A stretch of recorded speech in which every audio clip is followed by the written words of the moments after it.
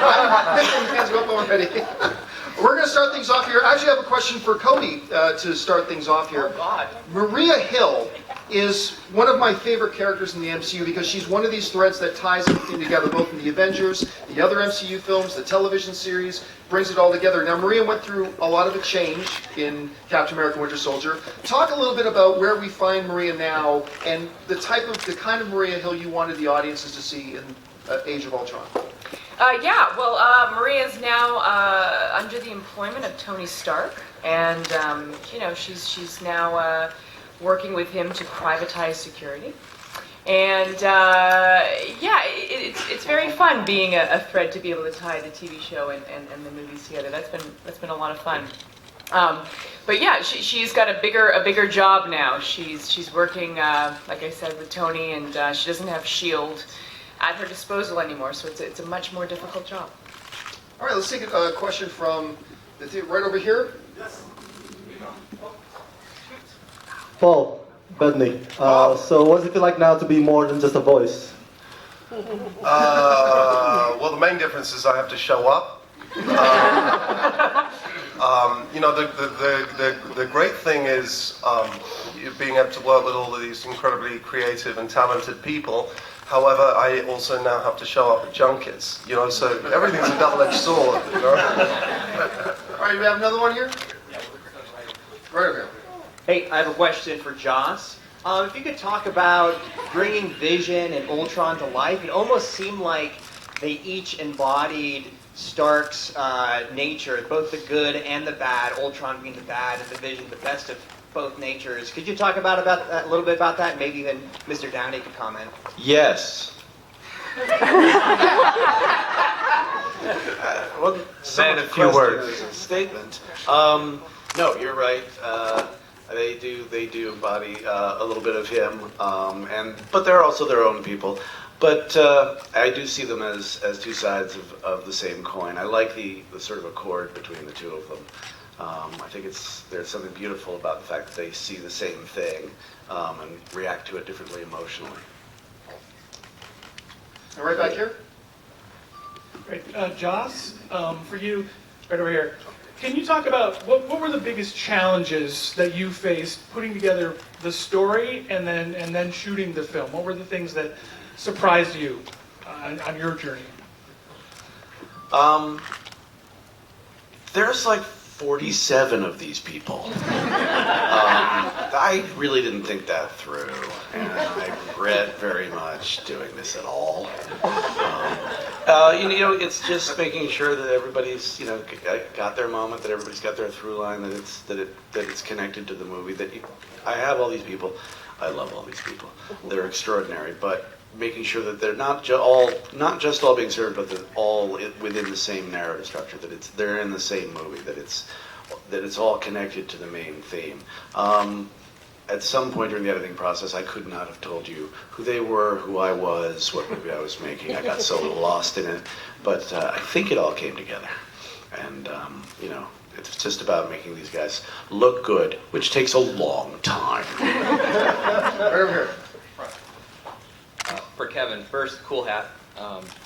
My question for you is actually, you started with this grand plan almost a decade ago. So what's it meant to you to see it all coming to fruition, working with filmmakers like Joss and the rest of the cast you've had through all your movies? What's that experience been like for you, and to see the world connect with the MCU in such a powerful way? Well, it's been great, of course. I mean, it started with the notion of making these movies ourselves and becoming Marvel Studios, and then it continued with Robert and Iron Man 1 with the notion of having Sam Jackson come in at the end and say you're part of a big universe, you just don't know it yet, thinking that most people wouldn't know what that meant, but occasionally somebody would go, what did that mean? And I'd go, it means maybe that we'll introduce all the different characters and put them together. It'd be great. But the minute that happened, the world sort of got it much more quickly than I anticipated, and it was awesome. And it was just, and it continues to be, it's daunting now, because the expectations before they didn't exist. They thought, what are they doing? Let's go on to the next thing. And now it's crushingly overwhelming expectations, particularly on this movie. But it's incredible, and it's incredible. You look down the line, the table keeps getting bigger and bigger. It's the greatest ensemble ever assembled in cinematic history, and it is amazing. Right back here. Hi, James Bean, Hypable.com. This question is for Joss Whedon, the Atlas of the Marvel Cinematic Universe. So how do you go about even beginning to start to create the sequel to one of the greatest, largest, most successful movies of all time?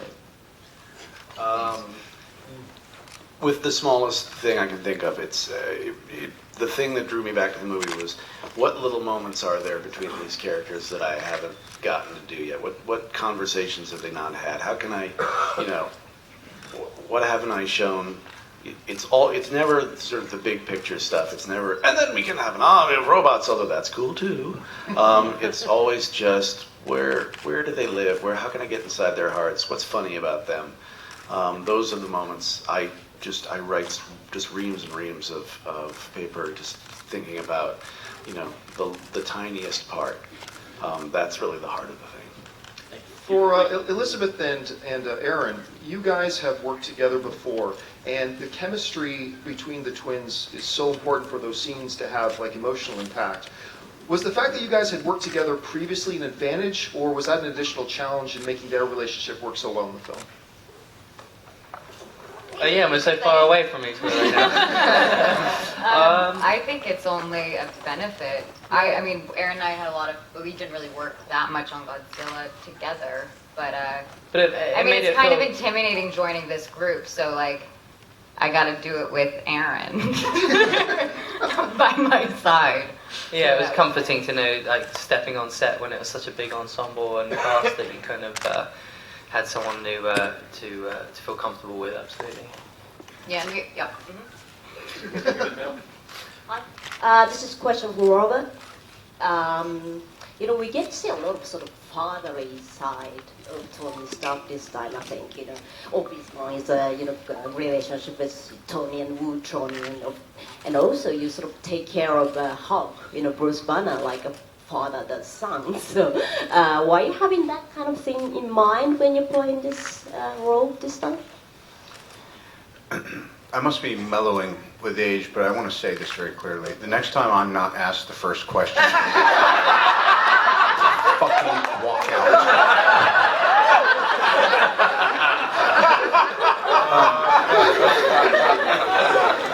Look, I read Joss's script. I said, I think this is great. Now, ask Kevin. Didn't I say that? I said, thank you. Yeah, watch it. I said, I think this is great. Kevin said, you never say that. You can't mean that. I said, yeah, I think it's great. Let's go shoot it. I really thought it was a Swiss watch to begin with, and Joss really created some great new situations for Tony to be in. So rather than dig in my heels and try to rewrite every scene to make them even better if possible, I just I showed up and it turned out great. Back here. Hi, my question is for Mr. Spader. Really enjoyed your performance in the film. Right over here. Really enjoyed your performance in the film, and I was wondering if you could talk about, as an actor, doing the motion capture and how you were really able to bring life to this killer robot. I really don't have any idea what was happening. It all happened very quickly. I really was just trying to hold on and then stay on the train that was moving very, very quickly. But I will say this, that I arrived in London and within the first half hour, they put on a suit, they put on all this gear, and I'd gone through a range of motion, and then within 15 minutes, I was watching me walk around a big room, moving and doing this and that and everything else, and watching Ultron, or at least a formative stage of Ultron on a monitor in front of me. And it started right there. And the next day, I was on the set shooting a scene with Scarlett.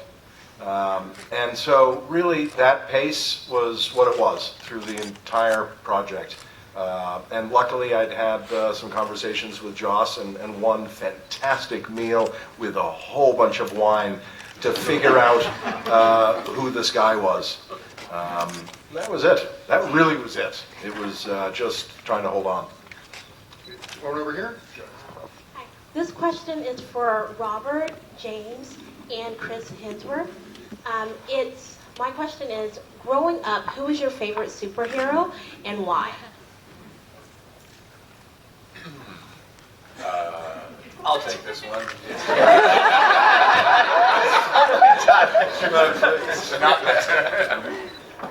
I mean, Superman was probably the only film they'd made, I think, back when I was growing up.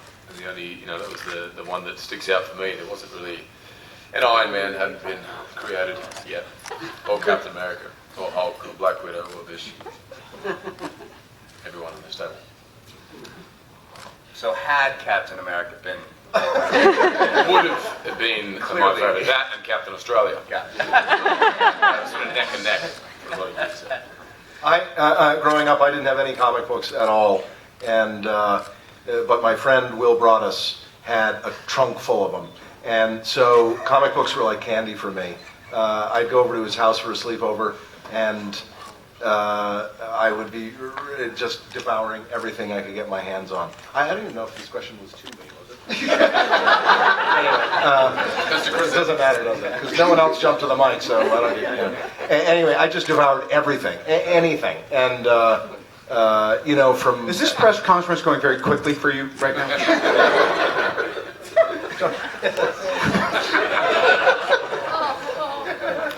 Yes. They did ask you. Anyway, I just devoured whatever I could get my hands on because the sleepover was going to be over and I was going to go back to my house and it was going to be, Kipling. Jeremy, this one's for you. There were a lot of Hawkeye fans that felt a little shortchanged, actually, in the first Avengers because one of their favorite heroes wasn't focused on as much as they would have liked, but we see a much greater emphasis on Barton in this particular film. Talk a little bit about what you were hoping to see, Barton evolve into in this film, and your first reactions when you read the script and you saw the role he was going to play in this one. I'm assuming, have we seen the movie? Yeah. I feel like I can't talk about anything. I feel like I'm going to get shot if I talk.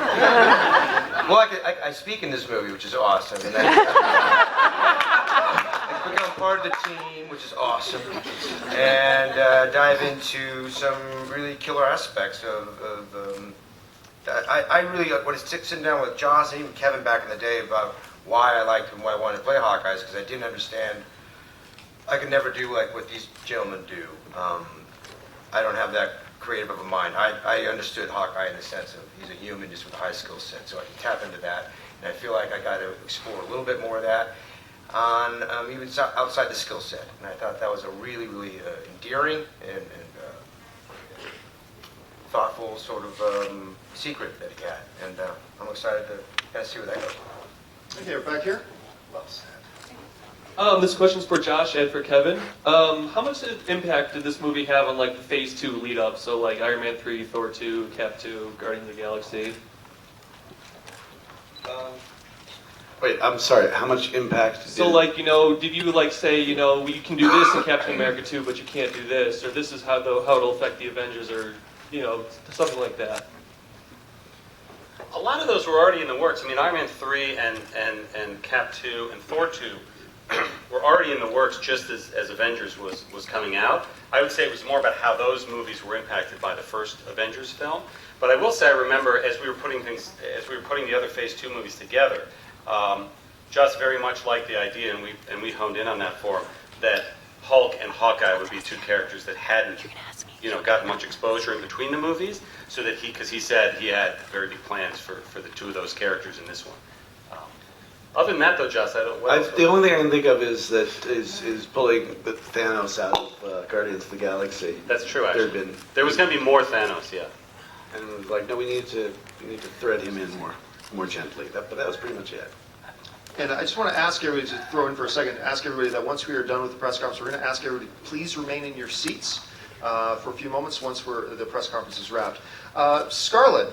What? Would you mind staying in your seat too, Scarlett? Yes, what? We've seen Black Widow not only evolve depth-wise, but we see her role getting larger and larger as the cinematic universe progresses to the point that we see her play such a significant role in Age of Ultron. Talk a little bit about where you see Black Widow even going from here once we get to the end of this film. Oh my goodness. Well, it's.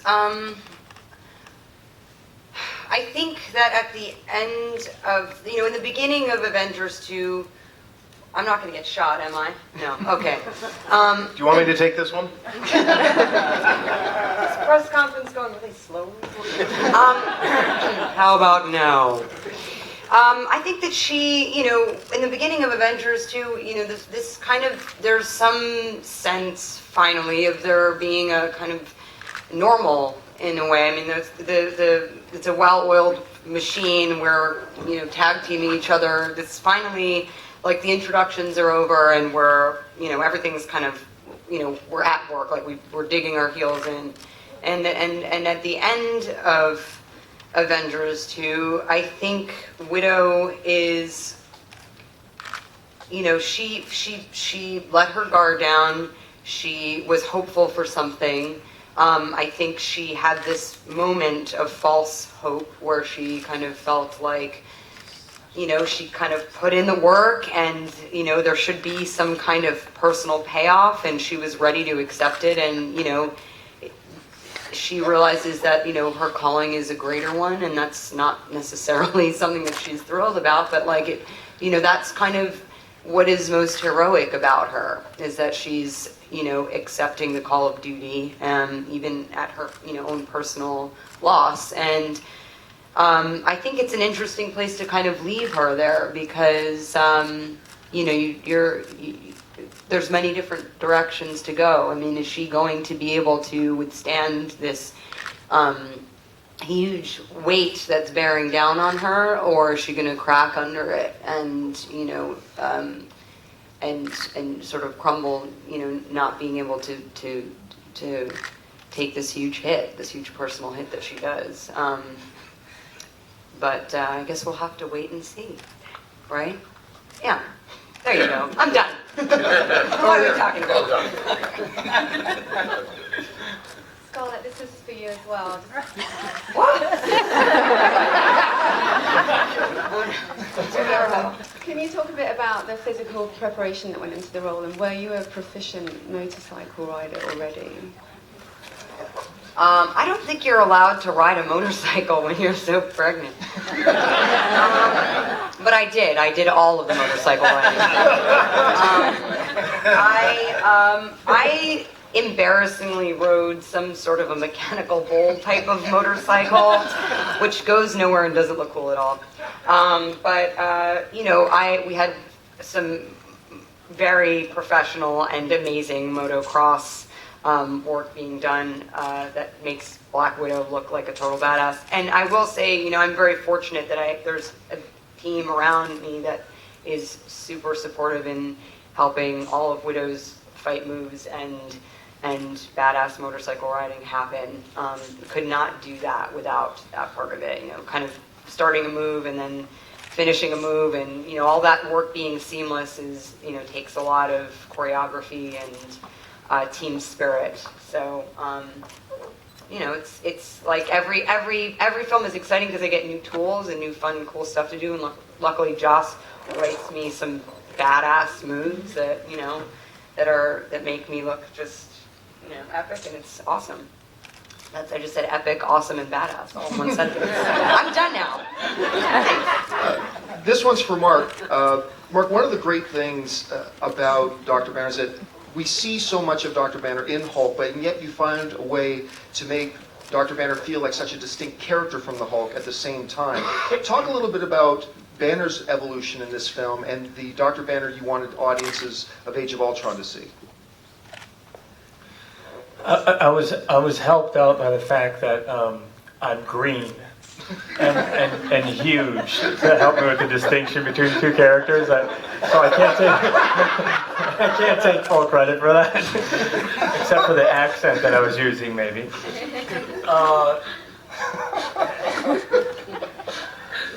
I'm done. take one more. We're gonna take one more, and it's right here. Hello. This question is for Joss. It's the nerd question of the day. Why is the armor designed to contain the Hulk called Veronica?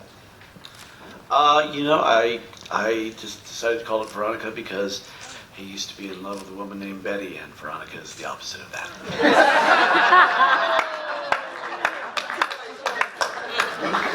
I was always wondering that, but I thought I'd be breaking some Marvel taboo by asking it.